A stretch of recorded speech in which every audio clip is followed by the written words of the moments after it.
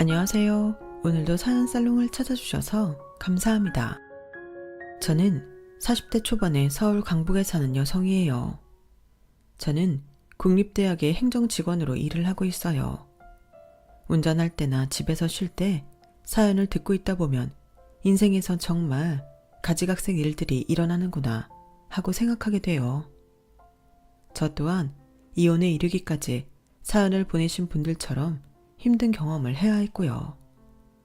오늘 제가 진짜 이기적인 시어머니와 남편 이야기를 들려드릴게요.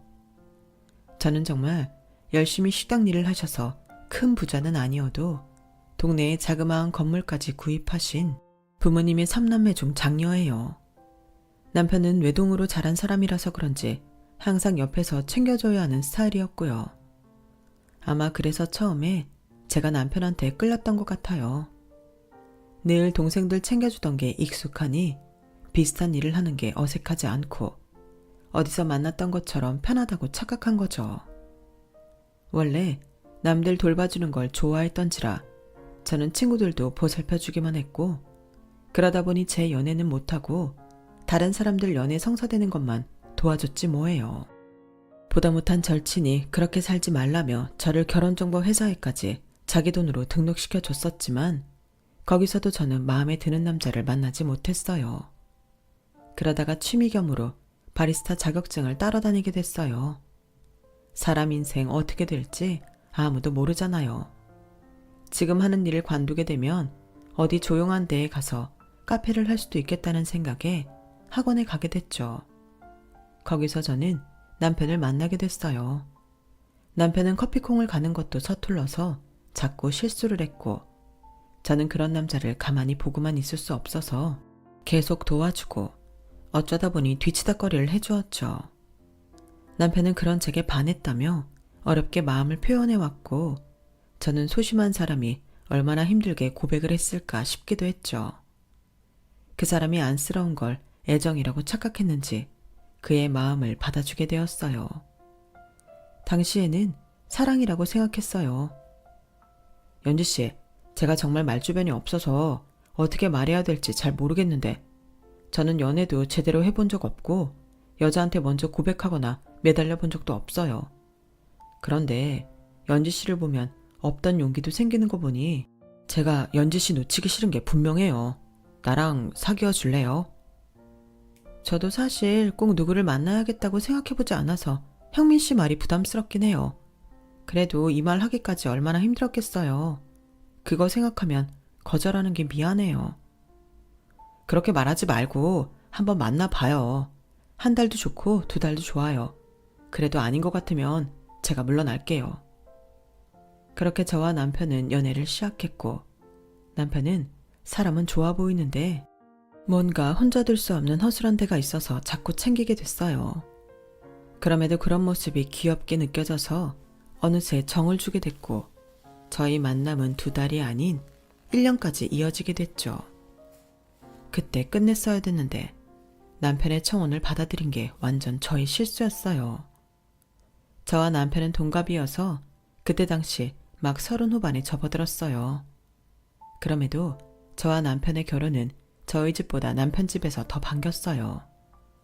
아니, 정확히 말하면 시아버지가 좋아했다고 해야겠네요.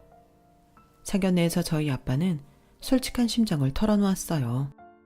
뭐 우리 연지 나이면 왜 결혼 안 하냐는 사람들도 있고 집에서 빨리 보내고 싶어 할 거라고 예상들 하시겠지만 저희는 그렇지 않습니다. 연지가 동생들 뒤치다꺼리만 하느라 저희도 부모로서 미안한 마음이 있어서 그냥 혼자 즐겁게 살아갔으면 했거든요.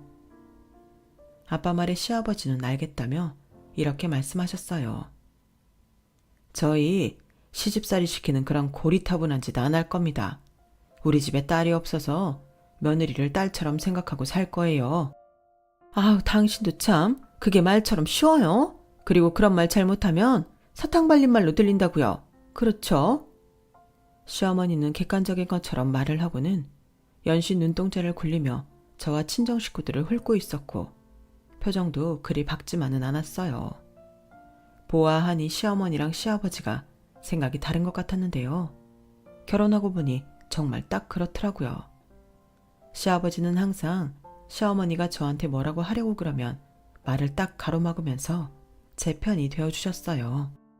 아, 당신 그러지 마. 새애기가 집에서 노는 사람도 아니고 주말마다 집에 찾아와 주는 것만도 고마운 거야. 요즘은 한 달에 한번 올까 말까 한 며느리들도 많다고. 그래도 지가 새댁이라고 6개월은 주말마다 찾아온다잖아. 주중에 학교에서 일하느라 피곤한 며느리 집에 데려와 일 시키고 그러는 거 아니야. 당신이 정 힘들면 도우미 하러 불러. 당신이 내 연금도 반은 쓰고 큰애 집에서도 용돈 받잖아. 형민이야 집 허리가 작으니 많이 못 주지만 그래도 새애기가 집안 경제 많은 부분을 책임지는데 그 용돈 좀 못 받는다고 자꾸 집에 불러들이려고 해. 사실 어머니는 남편 월급이 적은 걸 생각 안 하고 저희가 용돈을 조금만 준다고 불만이었어요. 그래서 자꾸 저더러 집에 와서 일하라고 했던 거고요. 그걸 다 막아주시는 게 시아버지였죠. 시아버지는 저뿐 아니라 먼저 결혼한 형님도 시어머니한테 너무 불려다니지 않게 해주려고 하셨어요. 그리고 상견례 때 말씀하셨던 것처럼 저나 형님한테 딸이라고 부르며 오히려 용돈도 주시고 잘해주려고 하셨죠. 많은 돈은 아니었지만 이건 액수가 많고 적고의 문제가 아니었어요. 시아버지의 마음이 느껴져서 저나 형님도 감사하게 생각했죠. 그렇게 시아버지가 저와 형님을 똑같이 챙겨주셔서인지 저와 형님도 사이가 나쁠 일이 하나 없었어요. 하지만 제가 결혼하고 막 1년이 안 되었을 때 갑작스럽게 걸려온 전화 한 통에 평온한 날들은 끝이 났죠. 퇴근을 30분 정도 앞둔 시간이었던 걸로 기억해요. 그때 시아버지는 음식이 잘못 넘어가서 가벼운 흡인성 폐렴으로 병원에 입원해 계셨는데 남편 핸드폰으로 전화가 걸려왔죠. 그런데 전화 속 목소리는 다름 아닌 시어머니였어요. 나다. 네 시아버지 지금 갑자기 중환자실로 옮겨졌어. 뭔가 위급하게 돌아가고 있는데 얼른 좀 와야겠다. 아니 어쩌다가요? 아버님 가벼운 폐렴으로 입원하셨잖아요. 지금 형민이가 의사랑 간호사한테 설명 듣고 있어서 나는 일단 너랑 큰애한테 전화하는 거야. 네 어머니 저 지금 바로 갈게요. 이게 대체 무슨 일이래요? 그렇게 병원에 가서 저와 형님 내외는 시아버지 증상이 갑자기 악화되면서 혼수 상태에 빠져 중환자실로 옮겼다는 이야기를 듣게 되었어요. 하지만 코로나 상황이 완전히 끝나지 않았을 때라 저희는 시아버지 면회를 한 번도 할 수 없었고 시아버지는 이틀 후에 돌아가시게 됐죠. 집안의 기둥이었던 시아버지를 잃고 시댁 분위기는 무거웠어요. 저와 남편 역시 며칠간 말을 잃었고 아무것도 할 수 없었고요. 남편은 그때 친구가 하는 카페에서 일을 하고 있었는데 2주 넘게 출근을 하지 못하고 있다가 더는 폐를 끼칠 수 없다며 친구한테 다른 사람을 구하라는 문자를 보내더라고요. 그리고 한 달 이상을 쉰 후에 남편은 일자리를 찾으려다 안 되자 자기가 모은 돈에 대출을 좀 받아서 직접 카페를 열게 되었어요. 남편이 연 카페이기는 했지만 웬만한 일은 전부 제 손을 거쳤죠. 남편은 워낙 손이 많이 가는 사람이라 카페 내부 수리를 하는 사람들도 제가 직접 만나서 이야기를 듣고 어떻게 할 건지 결정해야 했어요. 남편이 꼭 중간에 말을 잘못 전해주거나 그저 좋아 보이면 오케이를 했다가 예산이 안 맞아 다시 일을 해야 됐거든요. 제 일도 있는데 남편 카페 일까지 일일이 들여다봐야 하니 여간 바쁜 게 아니었어요. 그런데 정말 황당한 건 바로 시어머니였어요. 제가 어떤 사정인지 뻔히 알면서도 저를 불러대는 거였어요. 예, 네 시아버지 전기세랑 수도세 내던 거 내가 해야 된다는데 뭘 어떻게 해야 되는지 하나도 모르겠구나. 네가 좀 바꿔줄래? 어머니, 그거 저번에 형님이 해드린 거 아니었어요? 아니야, 그건 뭐니? TV 보는 거. 통신사? 그거 해주고 간 거였어. 지난번에는 큰애가 있으니 이번에는 네가 좀 해다오. 시어머니는 아주 당연하다는 듯이 저한테 이거 해라 저거 해라 하시는데 정말 살림을 했던 사람이 맞나 싶을 정도로 모든 게 다 서툴고 제대로 할 줄 아는 게 없더라고요. 가만 보니 남편이 딱 시어머니를 닮은 거였어요. 그때부터 저와 형님은 돌아가며 시어머니한테 호출당했고 얼마 안가 두 사람 다 아주 녹초가 되고 말았어요. 형님네는 다시 아주버님이 지방 발령이 나서 지방으로 이사를 앞두고 있었거든요.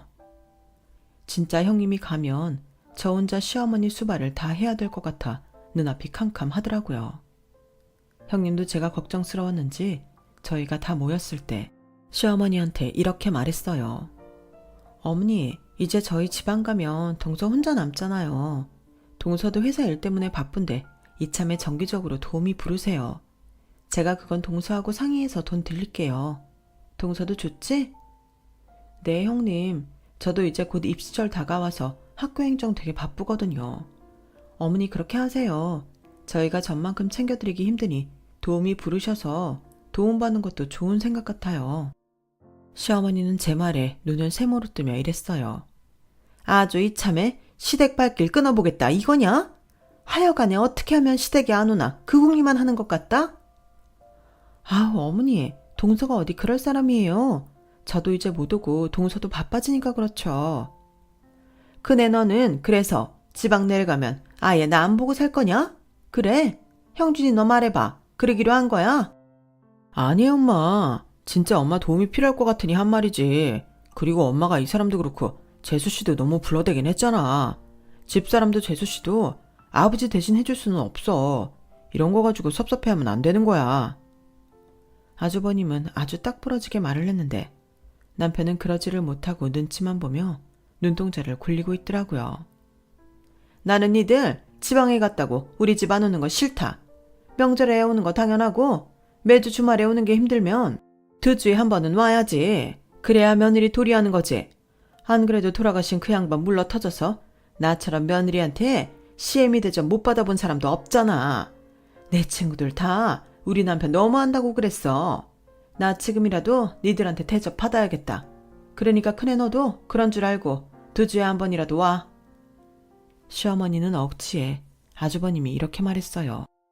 그건 무리예요 엄마. 2주 금방 지나가는데 기차를 타도 그렇고 자동차 기름값만 해도 어디야. 우리도 애들 크는데 돈 모아야지. 제가 한 달에 한 번 올 수 있으면 올게요. 더는 이 사람한테 부담 주지 마요. 그렇게 형님네 일은 잘 처리가 됐지만 저희는 전혀 그렇지 않았어요. 저는 오히려 시어머니한테 단속까지 당하게 생겼고요. 내가 너 학교 진짜 바쁜지 알아볼 거다. 큰애가 저렇게 기아 빠졌다고 너까지 그래도 된다고 생각하면 안 된다. 알았어?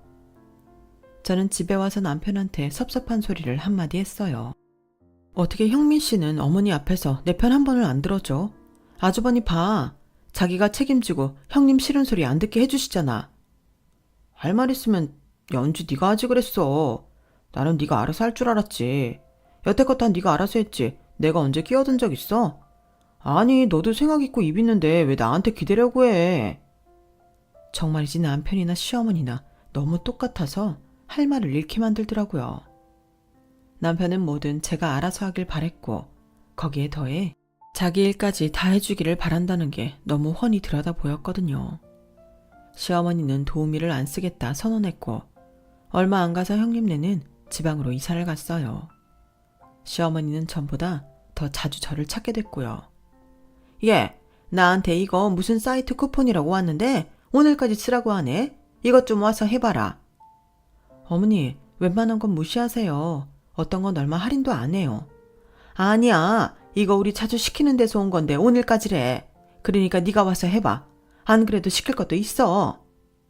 어머니, 그럼 제가 이따 그 사이트 들어가서 할게요. 어머니 아이디랑 비밀번호 알려주세요. 그냥 와서 내가 보는 데에서 해. 네가 내 아이디랑 비밀번호 알아서 뭐 하려고. 내 거 다 들여다보겠다는 건데 나 그런 건 싫다. 매번 이런 식으로 말을 주고받다가 결국 시댁에 가야 했고 한 번 가면 부엌부터 거실의 방까지 엉망이 아닌 곳이 없어서 전부 다 청소를 해야 했어요. 그리고 집에 오면 녹초가 돼서 아무것도 하기가 싫었고요. 그럼에도 시어머니는 저한테 꼭 뭐라고 하더군요. 너 안 그래 보이는데 엄청 너 챙기는 스타일이다. 할 말 다 하고 말이야. 혼자 된 시애미가 부르면 한 번도 그냥 네 하고 오는 적이 없어. 그리고 일 잘하는 줄 알았는데 그것도 아니야. 청소한 데 보면 먼지 그대로 있는 데도 많고 그러면서 일하다 말고 뭐 막 먹더라 너. 너는 그렇게 챙겨 먹고 집에 가서 형민이 밥은 챙기니? 힘들다고 그냥 퍼져 잘 때가 더 많지? 안 봐도 그림 그려진다. 그런 말도 안 되는 소리에 일일이 따지면 저만 피곤해서 그냥 인사를 하고 집으로 오려고 했어요. 예, 우리 내일 전 부칠 거다. 그러니까 전거리 사서 와라. 전을요? 갑자기 왜요? 무슨 일 있어요? 전을 무슨 일 있어야만 먹니? 나 원래 날 추워지면 이맘때 전 부쳐 먹고 그랬어. 내가 한 건 아니고 돌아가신 네 시아버지가 다 하긴 했지만 아무튼 많이 해놓고 이웃한테도 주고 큰애한테도 보낼 거니까 내가 말하는 재료들 부족하지 않게 넉넉히 사와야 된다. 저는 제사도 명절도 아닌데 무슨 연례 행사처럼 전을 부치고 남들한테까지 나눠준다는 말이 이해가 되지 않았어요. 어머니, 아버님 살아계셨을 때는 아버님이 해주셨는지 몰라도 저는 내일 진짜 바쁜 날이라 오기 힘들어요. 요즘 전도 냉동식품 잘 나오거든요. 제가 종류별로 사드릴게요. 나는 우리가 해먹을 수 있는 거 산다는 게 도통 이해가 안 돼. 그리고 사는 거는 못 믿지. 아무튼 내가 너한테 재료 문자로 보낼 테니까 모자라지 않게 사와야 돼. 시아버지 살아계셨을 때는 몰랐던 시어머니의 이런 모습들은 저를 질리게 만들기 충분했어요. 어쩔 때는 이런 시어머니와 한평생을 사신 시아버지가 엄청 대단하게 느껴지기도 했고요. 이런 어리광에 말도 안 되는 투정을 다 받아주신 거잖아요. 어쩌면 시어머니 성격을 너무 잘 알아서 저와 형님의 방패막이가 되어주신 건지도 모르죠. 이런 상황에서도 남편은 자기 힘들었다는 말들을 늘여놓으며 저한테 위로받으려고만 했어요. 그렇지 않으면 제가 힘들어 쓰러져 잠들거나 말거나 TV를 보며 킥킥대는 게 일상이었죠. 저는 보다 참지 못해서 이렇게 말했어요.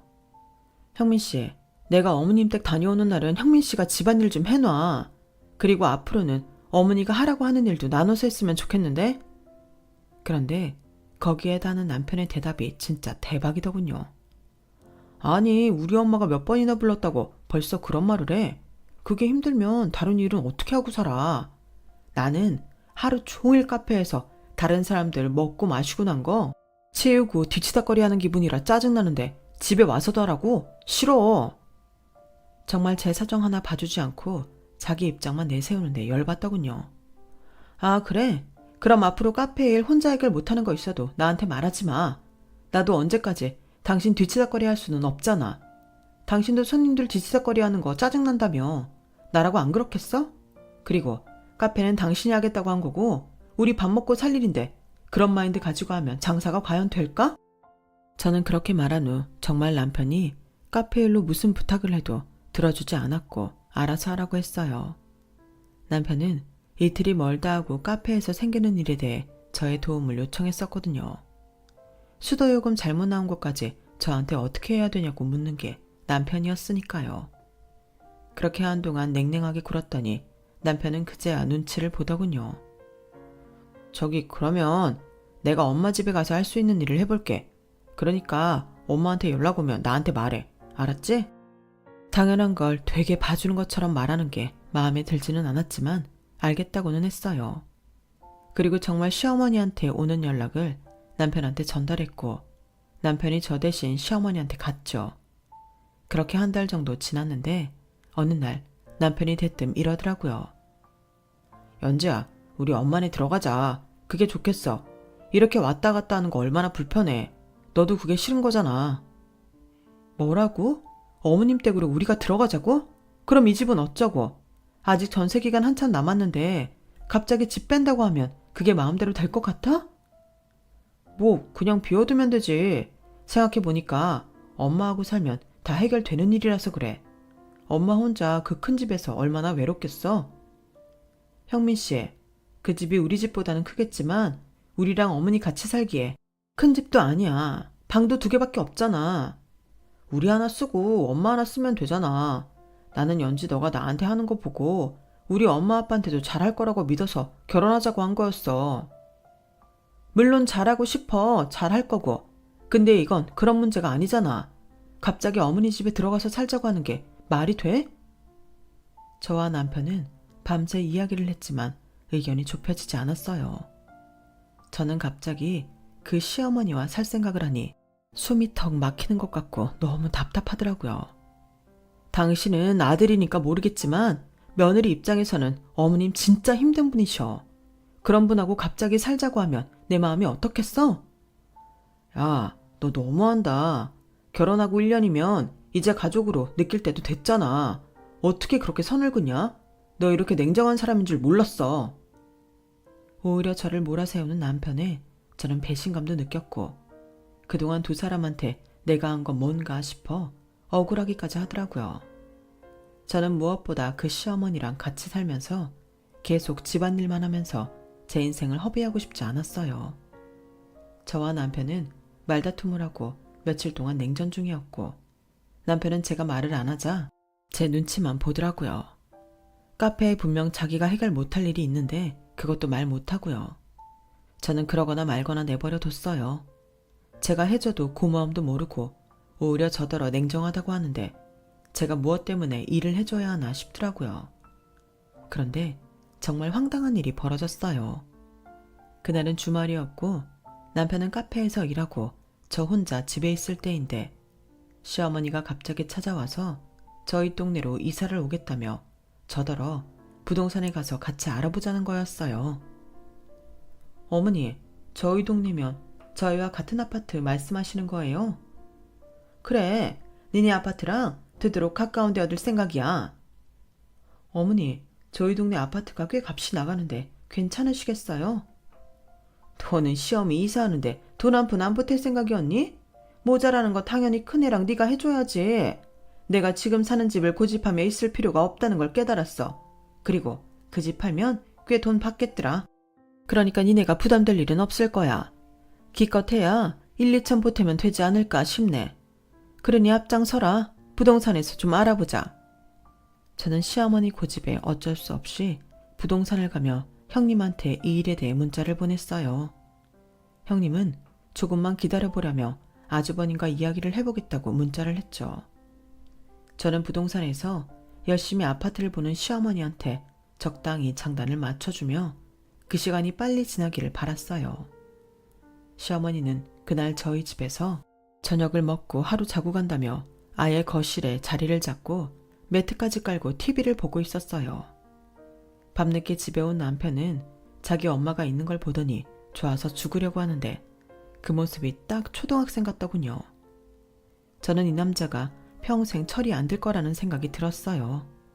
그때 남편 핸드폰으로 아주버님이 전화를 했더라고요.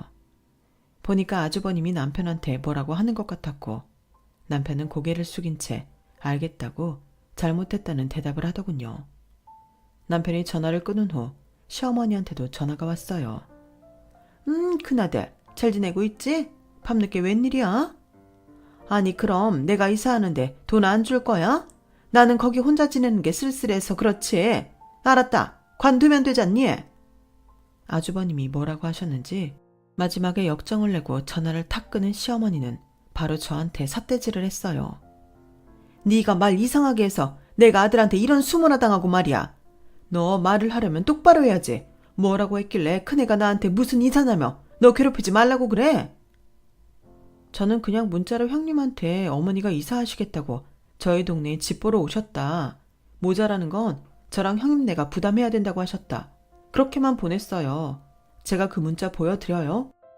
제가 문자를 보여주자 시어머니는 아무 말 못했죠. 하지만 그게 더 분하고 열이 받았는지 괜히 저를 탓하더라고요. 하여간 일이 다 끝나고 말해도 될걸. 뭘 그리 빨리 말하느라 이 사단을 만들어. 나 불편해서 못 있겠어. 집에 가야겠으니까 네가 나 집에까지 데려다 줘. 라더니 먼저 나가버리더라고요. 남편도 눈초리가 왜 그걸 형네한테 벌써 말했냐고 책망하는 것 같았어요. 형민 씨가 어머니 모셔다 드리고 와. 나 하루 종일 카페에서 일하느라 힘들었으니까 네가 갔다 와. 나는 하루 종일 밖에서 일 안 해? 형민 씨만 힘들어. 나는 내일 새벽부터 나가야 돼. 형민 씨는 오후에 나가잖아. 그리고 형민 씨 돈 못 벌어서 내가 요즘 생활비 다 되는 거 알지? 형민 씨 그렇게 같이 있고 싶어하는 모시고 싶어하는 어머니 발에다 드리라는 건데 왜 나한테 밀어? 갔다 와. 평소 같으면 남편이 툴툴댈 때마다 제가 다 맞춰줬으니 이번에도 그럴 거라 생각했나 봐요. 제가 세게 나오니까 남편은 당황한 표정으로 저를 보더니 어쩔 수 없이 차 키를 챙겨서 나가더군요. 결국 시어머니는 아주버님의 만류로 이사를 포기했고 저는 남편과 냉정 상태로 한 달 정도 말을 안 하고 지냈어요. 그러다 친정아빠가 병원에서 수술을 받게 됐다는 소식을 듣게 됐어요. 성대 쪽에 종양이 발견됐는데 크기도 아주 작고 나쁘지 않아 병원에서 수술만 잘 되면 괜찮을 거라고 했다더라고요. 3남매 중 저희 집이 병원에서 제일 가까웠기 때문에 하루 먼저 올라오시는 아빠 보고 저희 집에 와 계시라고 했어요.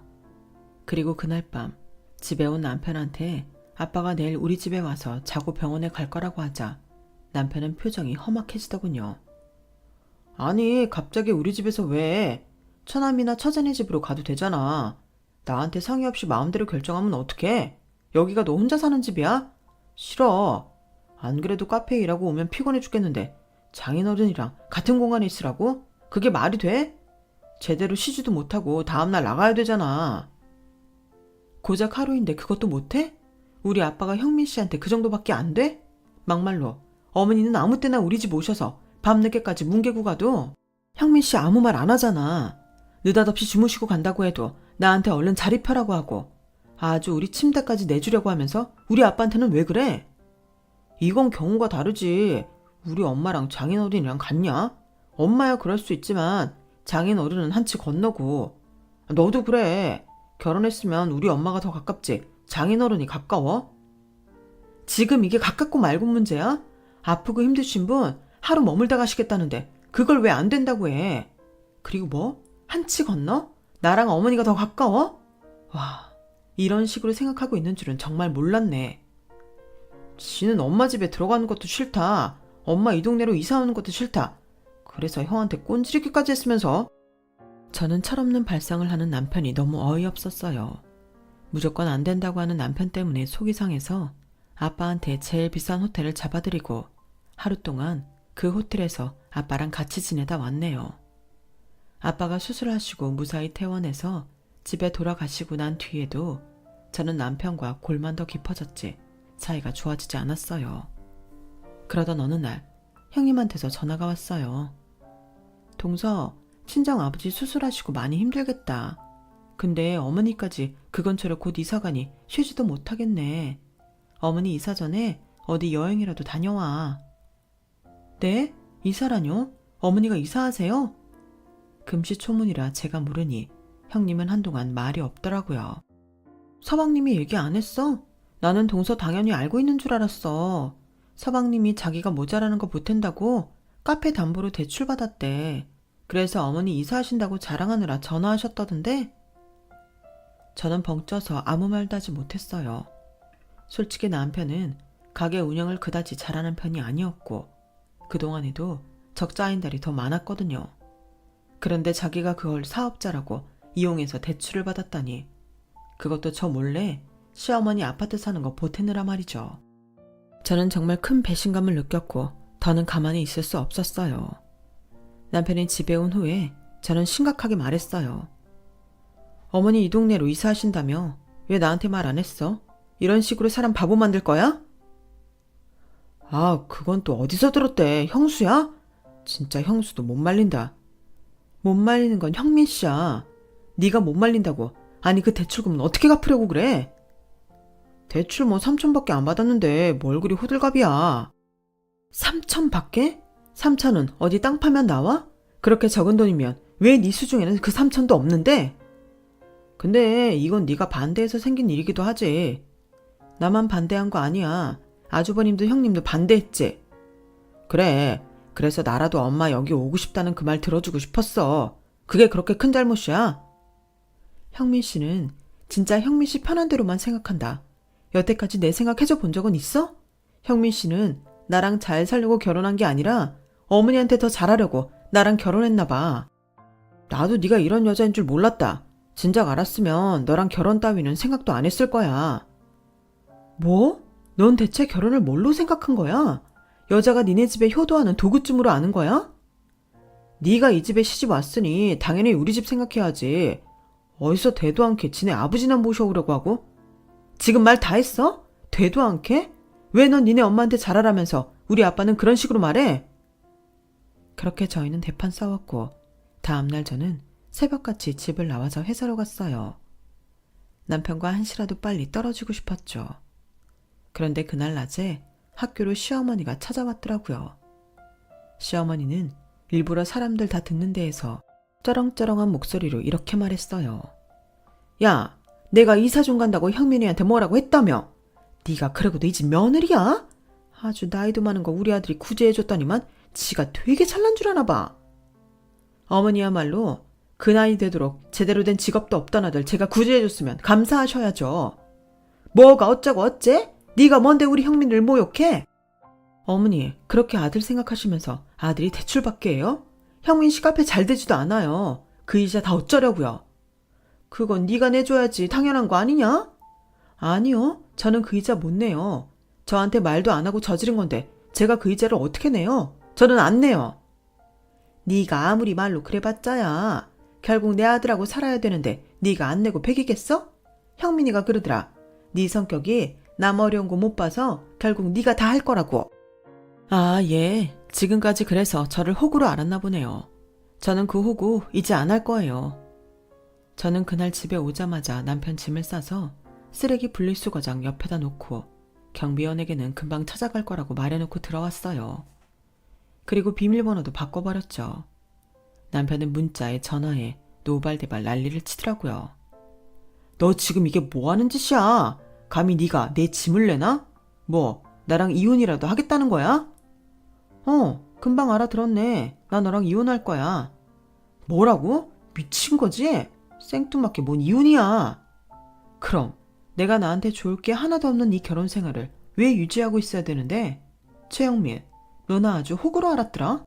뭐 내가 불쌍한 사람 가만히 못 둬서 결국에는 내가 다 한다고? 나를 얼마나 우습게 봤으면 그런 말을 해? 너 두고 봐. 내가 정신적 피해 보상까지 다 받아낼 테니까. 너 이혼 소송이 얼마나 길고 힘든 줄 알아? 너 그거 끝까지 못하고 포기할 거야. 내가 불쌍해서라도. 아니, 나 이제 너 개미 눈물만큼도 안 불쌍해. 그러니까 네가 대출 이자를 어떻게 갚든 상관 안 하고 살 거야. 네가 아주버님 찾아가서 싹싹 빌던지 알아서 해. 그렇게 저는 남편과 이혼 소송을 하게 됐어요. 제가 경제적 부담을 다 지고 있었던 것과 집을 마련할 때도 거의 제 돈으로 한 것, 그리고 저 몰래 대출을 받아서 시어머니 집 사는데 보태고 저한테 이자를 갚게 하려고 했던 걸 일일이 전부 사유로 적어 넣었죠. 남편이 집에서 쫓겨나고 저랑 이혼 소송을 시작했는데도 시어머니는 뻔뻔하게 제 직장으로 전화를 해서 용돈을 보내라더군요. 제가 왜요? 어머니 아들한테 달라고 하세요. 너 아직 이혼 소송 중인 거지? 이혼한 거 아니잖아. 그럼 여전히 며느리니까 며느리 역할을 해야지. 됐습니다. 자꾸 이러시면 이렇게 전화해서 용돈 내놓으라고 한 것까지 사유에 집어넣고 나중에 돈 다 청구할 테니 그렇게 아세요. 그렇게 전화를 끊었는데 나중에 남편도 저한테 시어머니 용돈 보내라는 문자를 보냈더라고요. 정말 황당해서 말이 안 나오는 모자였어요. 저는 둘이 하는 말을 철저히 무시했고 7개월간의 이혼 소송 끝에 제가 완전히 승소했어요. 남편은 저한테 돈을 줘야 하니 그제야 급해진 모양이더라고요. 나 지금 그럴 돈 없는데 이거 취소 좀 해줘. 연진이가 안 받겠다고 하면 되잖아. 응? 좀 봐주라. 싫은데? 너 니네 엄마 아파트 사는 거 돈 보탠다고 3천만 원 대출은 턱턱 받으면서 나한테 돈 줄 거 생각하니 아까워? 나는 10원도 안 깎아줄 거고 다 받아낼 거니까 그렇게 알아. 결국 남편은 지 형한테 싹싹 빌어서 돈을 빌려 저한테 위자료를 줬고 저는 그걸로 시댁과 연락을 싹 끊었어요.